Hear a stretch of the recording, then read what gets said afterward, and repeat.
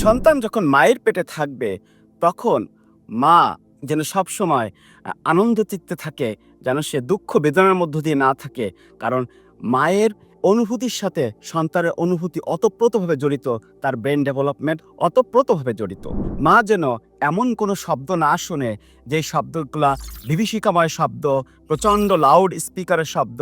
তাহলে সন্তানের এই শ্রবণ শক্তি জন্য যেই নার্ভাস সিস্টেমের যেই অংশগুলা কাজ করে, সেইগুলো সে দুর্বল হয়ে যেতে পারে।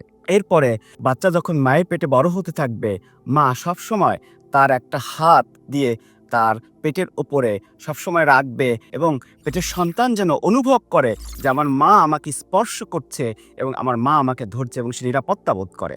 সন্তান যখন ভূমিষ্ঠ হবে, তখন লাউড স্পিকারের শব্দ তার সামনে দেওয়া যাবে না।